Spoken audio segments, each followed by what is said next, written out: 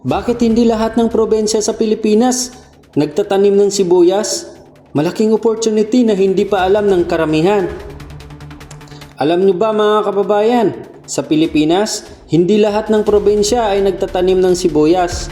Pero ang mas nakakagulat, napakalaki ng demand ng sibuyas sa buong bansa.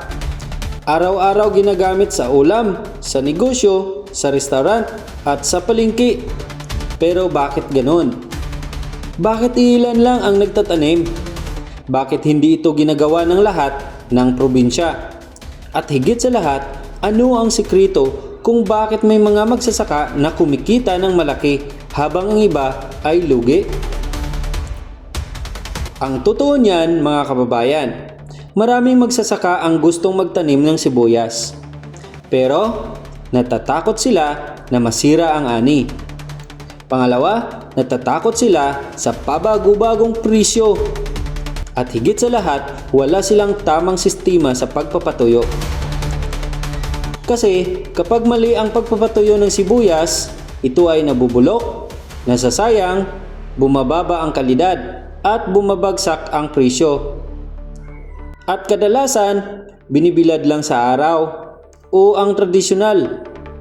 Pero hindi kontrolado ang init, merong ulan at moisture. Kaya imbis na kumita, nalulugi pa ang magsasaka. Pero paano kung sabihin ko sa inyo, may solusyon na pala ito. At ginagamit na ito sa ibang bansa tulad ng South Korea, China, Thailand, Vietnam, India, at Nepal at sa iba pang mga bansa. Isang teknolohiya na kayang magpatuyo ng sibuyas kahit walang araw. Kontrolado ang temperatura. Mas maganda ito lalo na kung sa tag-ulan. Mas mabilis at mas mataas ang kalidad ng output. Mga kababayan, ipinapakilala ko sa inyo ang Shinong Onion and Garlic Drying Machine gawa sa South Korea. Ito ay isang negative pressure drying system. Ibig sabihin, hindi lang basta init ang ginagamit, may tamang airflow, may control sa moisture, at pantay-pantay ang pagpapatuyo. Paano ba ito gumagana? Simple lang. Ilalagay ang sibuyas o bawang sa drying chamber. Isiset ang tamang temperature. Aandar ang sistema ng airflow at pressure. At sa loob lamang ng ilang araw o oras, tuyong-tuyo na, pantay ang kalidad, ready for storage or sealing. Wala nang problema sa ulan, wala nang kaba sa panahon.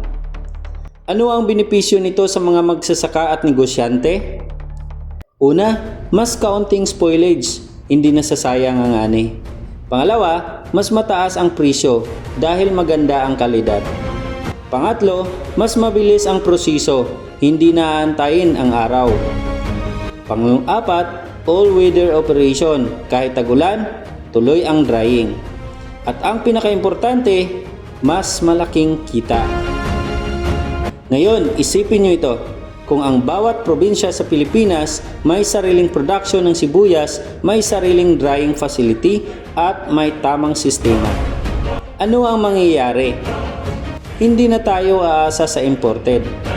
Bababa ang presyo para sa consumers at tataas ang kita ng mga magsasaka. Mga kababayan, hindi problema ang kakulangan sa lupa. Hindi problema ang kakulangan sa demand. Ang problema lang talaga, kakulangan sa kaalaman at teknolohiya. At ngayon, nandito na ang solusyon. Kung ikaw ay farmer, entrepreneur, OFW na gustong magnegosyo, o kahit sino na gustong kumita sa agriculture, ito na ang pagkakataon mo. Pwede kang magtanim ng sibuyas, magpatuyo gamit ang machine, mag-supply sa market, o mag-offer ng drying services sa ibang magsasaka. Sa ibang bansa tulad ng South Korea, matagal na itong ginagamit, kaya mataas ang kalidad ng produkto nila at tuloy-tuloy ang supply nila. Ngayon, available na ito sa Pilipinas. Kaya mga kababayan, mga ka-agri, huwag nating sayangin ang opportunity na ito. Kung gusto mo nga malaman kung paano magsimula, paano gamitin ang machine, magkano ang puhunan, at paano kumita dito? Message mo lang kami ngayon. Tandaan mo ito, ang sibuyas ay hindi lang pang-ulam. Isa itong pang-negosyong pwedeng magpababago ng buhay mo. At sa tamang teknolohiya, walang imposible. Shinong Onion and Garlic Drying Machine from South Korea to Philippines para sa mas maunlad na agrikultura.